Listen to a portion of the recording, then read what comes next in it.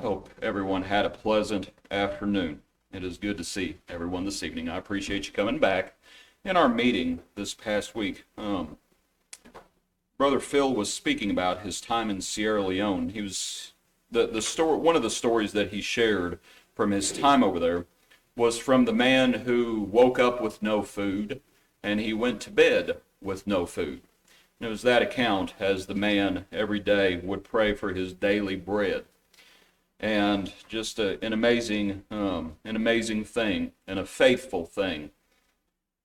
Had a chance to have a private conversation with Brother Phil, and we were just talking about being in different places, and in that conversation he was talking about how the poverty of Sierra Leone, and that it's actually in whether you want to call it the top 10 or the low 10, it was an extremely impoverished country. And yet the odd thing is that it is a very worldly country, in that it was a very materialistic society.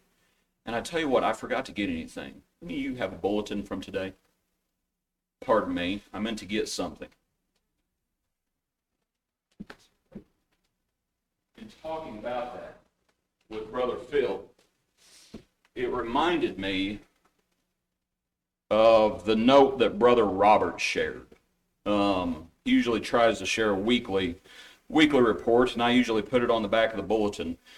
This is from, of course, Zimbabwe, and this is his note. I'm kindly asking for your prayers, and pardon me if some of this is broken English, as it's directly from Robert. It says, I'm kindly asking for your prayers. I overreacted today. I'm having a bad flu, and you know how that is.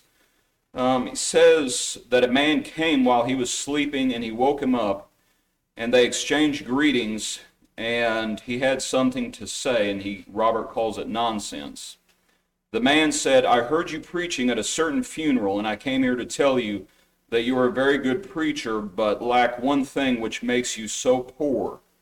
If you see how some rich pastors are, that they cannot be compared with you, you need to hold prosperity conferences, to have special services, money mega feasts, and financial breakthrough services. Most of your sermons are to be money matters, that for God to bless you financially, you need to sow a seed, and you need to buy anointed materials, and so on. And Robert says, how can a normal person knock at someone's house and push him to fool people in this way? Broad day robbery, as Robert calls it. In the midst of Zimbabwe, and you have someone saying you need to do those things. Just a sad thing. And we say that this side of the Atlantic, it's not very different. Not very different at all. What we're going to be thinking about tonight, we're going to be looking at the topic of contentment primarily. We're going to be looking in Proverbs, where the scripture reading was, if you'd like to be turning back there. And in reading through Proverbs recently, I noticed there are 3 Proverbs right in a row that are all actually dealing with the same thing. They're dealing with consumption and contentment.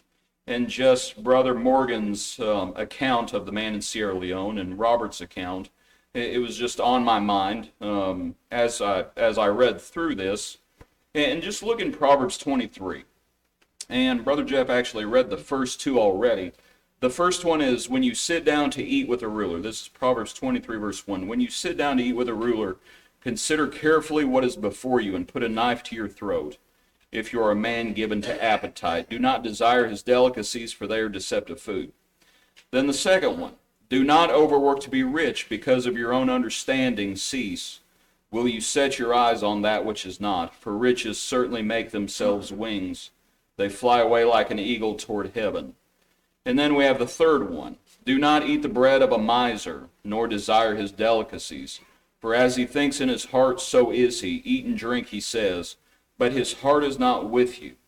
The morsel you have eaten you will vomit up, and waste your pleasant words.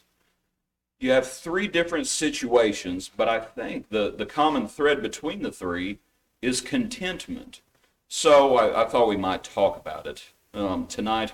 And I will say, and Jeff, when he saw what the scripture reading was, my guess is if you were like us, You've probably sort of had the fatted calf today, celebrating Mother's Day. So it's probably a bad day to talk about contentment and consumption.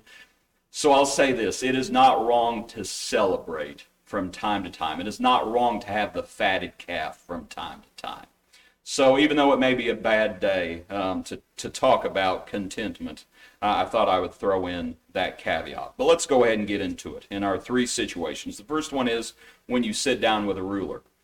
I've never really, per se, had an occasion to be in this situation, but perhaps there are still lessons to learn. And we have all sat down with those who may be in authority and things like that. And there are lessons to learn here. The word here for deceptive that is used, do not desire his delicacies, for they are deceptive food. The word that is used here is the word, it comes from, the root word is lie. And so the question becomes, why would a ruler try to deceive you like this? In this situation, why would they try to deceive you? Why are they doing this? One reason is they want you beholden to them, right? You're in this situation, this person has some sort of authority, and the proverb is, consider carefully what is before you. And if you're a man given to appetite, put a knife to your throat. And you better be real careful what you swallow, because what they're offering you, that it's, as this says, do not desire his delicacies, for they are deceptive food. That one way that it tries to deceive is because the person wants you beholden to them. But another thing to mention is they're simply trying to butter you up for any myriad of reasons. And I thought the idea of buttering someone up fit pretty well, seeing how we're speaking about food, but at the same time we're speaking about more than food. But they're trying to butter you up, and it's simply flattery. And there are plenty of proverbs that speak about flattery. But that really is what we're talking about within this proverb. One of the proverbs that mentions flattery, it mentions it in connection with immorality. Come back to chapter 7. Back in chapter 7 at verse 5. As of course Solomon is trying to get us to heed wisdom. In verse 5, verse 4, say to wisdom, you are my sister, and call understanding your nearest kin, that they may keep you from the immoral woman, from the seductress who flatters with her words. Now, why is a seductress trying to flatter someone? And we're talking about the same thing. So immorality can include flattery. I think gossips also use flattery. Look in chapter 20. It's connected with such things as gossip. In chapter 20 at verse 19, it says, he who goes about as a talebearer reveals secrets. Therefore do not associate with one who flatters with his lips. And very often gossips will include flattery in their repertoire, if you will. What flattery is ultimately is it is a tool of destruction. In chapter 26, at verse 26, chapter 26 at verse 26, says, though his hatred is covered by deceit, his wickedness will be revealed before the assembly. Whoever digs a pit will fall into it, and he who rolls a stone will have it rolled back on him. A lying tongue hates those who are crushed by it, and a flattering mouth works ruin. And that flattery is a tool of destruction. And it's a tool of destruction because it's deceptive. That's what it is. That is why, back in our passage, as we think about what is the answer then? What is the answer to flattery? And the answer is the proverb that we're looking at back in chapter 23. The answer is, don't have an appetite for it. Right? Be careful about what you swallow. Put a knife to your throat.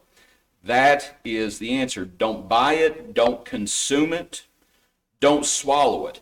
If we will be content with a little bit in this situation as it's spoken about, if the person will be content with a little, then it will free them from the flattery of the ruler's deceptions, because they're not going to swallow what they are being served. And hopefully you see the application. One of the overall points with the lesson that I'm trying to make is and don't turn over there, we're familiar with the passage, but in 1 Timothy, when he tells Timothy, godliness with contentment is great gain. And what I would suggest is that contentment, as we think about it, contentment is actually conducive to godliness. That if we will be content with a little, it will actually give us more freedom in certain situations. And it's actually conducive to godliness. And I wasn't really sure how I wanted to phrase it. I think it is conducive to godliness. I think it enables godliness. I think it facilitates godliness. I think it makes godliness possible. That if we will be content with a little bit, that it actually makes godliness more possible. The less content we are, the harder and harder it is to be godly. And all you have to do is just think about the parable of the sower and the deceitfulness of riches and the desires for other things and things like that. So this is situation number one here as the proverb is being laid out. Okay, you're in the situation with a ruler. Consider carefully what is before you. But now come to the third one. The third one is the bread of a miser. Do not eat the bread of a miser, nor desire his delicacies. So it uses the exact same phrases in verse 3. Don't desire his delicacies either. For as he thinks in his heart, so is he. Eat and drink, he says, but his heart is not with you. The morsel you have eaten, you will vomit up and waste your pleasant words. New King James used the word miser. New American Standard used the word selfish person. The ESV used the word stingy. So you have an idea of what we're speaking about. People don't use the word miser too much anymore, but that's what we're talking about. And we need to notice the contrast. Because in the first proverb with the ruler wants you to eat, right? They want you to eat. But does the miser really want you to eat? And so you start seeing the contrast. The ruler wants you to eat. The ruler wants you to swallow what he's selling. But the miser does not want you to eat. They're actually selfish, right? As it says, eat and drink, he says to you, but his heart is not with you. So do not desire his delicacies either. And the miser does not want you to eat, and that's the contrast. What it is it is the bread of hypocrisy. They're saying one thing, but their actions are betraying them. Or I should say their heart is betraying them. And as we think about the bread of hypocrisy, again, the proverb says, no, be content with a little bit, and you'll actually do better. He says, whatever you swallow, you'll regret it there in verse 8. The morsel you have eaten, you will vomit up. In the end, you'll vomit it up. And whatever kindnesses you offer will be wasted. You will waste your pleasant words. And it's somewhat it is a sad picture. The miser, the selfish person, the thing is, they're not interested in fellowship. They're not interested in you actually breaking bread with them. They don't want you to break bread with them because you're eating their bread. And so their heart is just not with you. The selfish person, there is only one person who the selfish person is thinking about, and we know who it is. It's the selfish person. They're not thinking about anybody else. That is the nature of a miser. That is the nature of a stingy person. Here's someone, and the proverb says, do not desire his delicacies. That you better be real careful. So what do? What's the answer? And this is the answer. Don't desire his delicacies. You better be very careful about what you swallow in this situation as well. And again, contentment is conducive to godliness. All right? That's the thread through through all three of these Proverbs that if you will be content with what you have, it will actually, if we will be content with what we have, it will actually free us in these situations to not be swayed one way or the other. And as we think about it, these two, especially these two, the first and the third, and the way I put it was, as seen on the screen, not needing our ego stroked, that's the first one. Not needing our ego stroked and being free from hypocrisy, that's the third one. And both those are good things. That we're not interested in flattery, but we're also not interested in hypocrisy. And so what's the answer? Be content with what you have and you'll be free from both. And it's a wise thing, and it will facilitate godliness if we will be content with a little. But then you have the proverb right smack dab in the middle. Do not overwork to be rich, because of your own understanding cease. Will you set your eyes on that which is not? For riches certainly make themselves wings. They fly away like an eagle toward heaven. So now this is not a ruler and this is not a miser. This is just us. This is just us. This is just me. And frankly, I think this might be the most dangerous of the three. I really think it may be the most dangerous. We're still talking about consumption. We're still talking about the same thing. We're still talking about consumption and contentment, and we have the idea, do not overwork to be rich. Do not love money. Do not love stuff. That if we will be free from those things, the freer we are from those things, and I should put it like that because as long as we're in the world, we're going to have the cares of the world, but the freer we are of those things, the easier godliness will be. And he's not with us today, but I had asked Brother Ken Evans if I could share a little bit about what he's been going through the last few weeks. And before I even told him what I was going to say, Ken said, yeah, that's fine, go ahead. So he was happy for me to share what he's been going through a little bit. And I think most folks in here probably know that he's actually switched jobs in the last few weeks, and he started working for Cummins. He started working for Cummins, and I'm not sure how old Ken is, but he started working for Cummins at this point in his life because the job that he had, and it's not the case that Ken loves money and that he was doing it voluntarily, but what was happening was his boss was treating him like a slave. They were making him be there 12, 16-hour days for days on end, and he was getting one day off a month, maybe. And it was making godliness almost impossible. So he finally had just had enough. He had just had enough because he knew it was not conducive to godliness.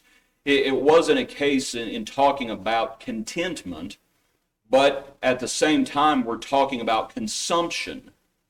And he finally just said, enough's enough. And he has been able to get a job that is able to, that frankly, it makes it able for him to be here on a more regular basis, and we are thankful for that.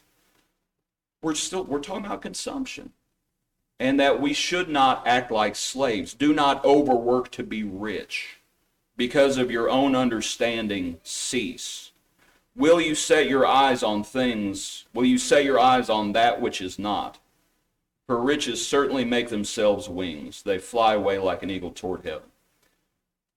I remember sitting at a dinner table with a visiting preacher, and it's been several years ago. But someone had invited the gospel preacher over, and had invited my family and I as well. And the visiting preacher made the comment, and sometimes people will say things, and it's like they don't have a checkpoint in their head before they say things. The fella, he was talking about his kids, the visiting preacher was talking about his children, and the comment was, he said, I want to leave real wealth for my children. That was the quote. I want my children to have what I did not have. So I want to leave real wealth for my children. And he did not know the family who he was dining with, but I did. And it just made me shake my head. Because the family that he was dining with, it was a lovely couple. Their names were David and Miriam Prestige. And David and Miriam did have money. You wouldn't know it, but they did have money. And their kids had both left the church. And David and Miriam would have given every dime they had if their kids would come back to the Lord. And here this fellow is talking about how his goal was to leave real wealth for his children. And I'm just thinking, fella, you don't understand what really matters. Because it's not money. It's just not money. This verse, will you set your eyes on that which is not? I just noticed in passing in the news this past week. Did y'all see what the stock market did? Man, one day after, and actually this latest podcast, Andrew and I, we were talking about the economy through the lens of the Bible. But it was this past week, this verse once again held true. Because after the Fed raised rates, the market went up 1,000 points that day. The stock market. And everybody's clapping their hands and saying, oh boy, good times are here again. You know what it did the next day? Went down 1,000 points. It just went just like that. Whoop, whoop. And once again, lo and behold, the proverb is true. Will you set your eyes on that which is not? For riches certainly make themselves wings. They fly away like an eagle toward heaven. And that is the truth of the matter. There is a time to work, but there is also a time to cease working. Do not overwork to be rich. Because of your own understanding, cease. What we have to do is we have to realize what really matters. We have to realize what really matters and what actually lasts. And as the verse is talking about, what the verse is talking about, don't enslave yourselves. We should not enslave ourselves. We just shouldn't do it. There's a time, and the Lord has taught his people this down through history, Old Testament, New Testament. There is a time to work. But there's also a time to sit down on Jacob's well. Right? 6 days you will do your labor. But on the seventh day, and you had the Sabbath. He was teaching them there's a time to work. But there's a time to cease working and rest and be thankful. And even the animals in the Old Testament would stop working. Even the fields, every 7th year, it seemed like the 7th year, the fields would lay fallow. They would let the fields rest. They were commanded to anyway. The whole idea is that people should not enslave themselves. And we have the Lord's question, how hard is it for the rich to enter the kingdom? And you have that conversation happening between Jesus and his disciples. And I believe it's in the context after the rich young ruler is left. But you have the Lord speaking about that. He talks about it's easier for a camel to go through the eye of a needle. You know, scholars, and I'm not looking for an amen on this when I say sometimes scholars are silly. I'm not looking for an amen. But sometimes scholars are silly. And sometimes, and I'm sure you've probably heard sometimes people talk about it, the scholars think what Jesus may be referring to is how when the camels would come into Jerusalem and they would make them get down on their knees and go underneath a certain gate that was real low and low, that whole rigmarole. And that's what he's talking about, that was the eye of the needle. The problem with that is when Jesus talks about it's easier for a camel to go through the eye of a needle, in the same context, he says the things that are impossible with man are possible with God. He doesn't say the things that are difficult with man. He doesn't say the things that require a lot of training or No, he says the things that are impossible with man are possible with God. So when he uses the picture of how hard is it for a camel to go through the eye of a needle, how hard is it? Well, if they get down on their knees and go real... No, that's not the point. The point is, it's impossible. It is impossible with man. That it takes God, it takes the Lord, and it takes the Lord's teaching. How hard it is for the rich to enter the kingdom. All three Proverbs here in chapter 23 are driving home the point of contentment and consuming less. In all three.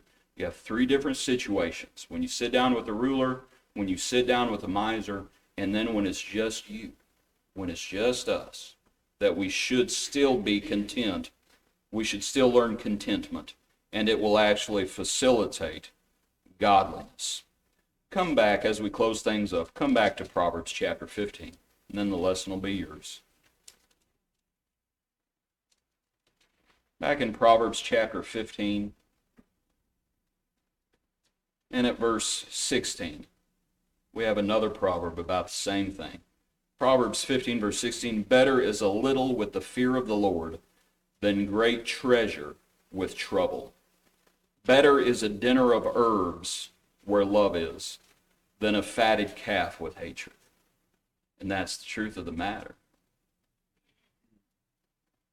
As we think about the application, godliness with contentment is great gain. Which is better, a little with the fear of the Lord or great treasure with trouble? Y'all ever have jobs that paid really well and you couldn't wait till you got out of that job? Right? Because money comes and goes. Better a little with the fear of the Lord than great treasure with trouble. Better is a dinner of herbs where love is. Which would you rather have? A dinner of vegetables or the fatted calf? Well, it depends on what else is there. Better is a dinner of herbs where love is than a fatted calf with hatred. And that is the truth. Godliness with contentment is great, great gain. There are things, as we consider our 3 points from chapter 23, there are things that are more valuable than flattery. Flattery is not worth anything. There are things that are worth more than money. There are things that are worth more than money. And there are things that are worth more than what this selfish world offers. This selfish world thinks that it offers a lot. But in the end, we're all sort of like Job. Naked I came from my mother's womb, naked I'm going to go. Right? Blessed be the name of the Lord. The Lord giveth, the Lord taketh away. Whatever happens between the time of our birth and the time that we are, and actually I'll mention in the bulletin as well, someone had written an article about how we think about death and the different words that are used for death. And that sometimes words are used such as passed on. But then other times words are used like someone, the somewhat macabre phrase, kicked the bucket. But then when we actually read about, in one of the places, for example, is with Jacob, when Jacob died, and it talks about, and he was gathered to his people. That is a very lovely phrase. From the time that we are born and the time that we are gathered to his people, a lot of things can happen. A lot of things do happen. And these proverbs help us to understand what really matters. What really matters. Blessed be the name of the Lord. Godliness with contentment is great, great gain. There are things worth more than what this selfish world offers. And it's spoken about there in verse 16. Better is a little with the fear of the Lord. And we want to be with the Lord. We want to be with the Lord. In fellowship with the Lord, following the Lord, looking forward to when faith is made sight. The lesson is yours. If you're here this evening, as we think about godliness with contentment, in this world we are content. We should be content with very little. But it's because this world is not our home. The Lord has so much to say about riches. So much to say about riches. And he doesn't say that riches are inherently wrong. He talks about laying up for ourselves true riches. Right? No man can serve God and mammon. But in laying up true riches, where rust does not destroy, where the moth does not destroy, if we set our minds on things that are eternal, it's a good investment because it's the only investment that's going to last. And so we understand godliness with contentment. The lesson is yours. If you're here this evening and need to respond to the invitation in any way, either in becoming a Christian for the first time or returning to faithfulness, whatever the case may be, please come tonight while we stand and while we sing.